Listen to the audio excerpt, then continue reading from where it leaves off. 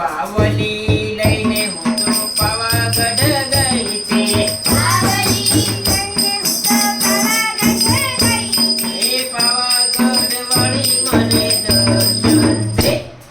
દર્શન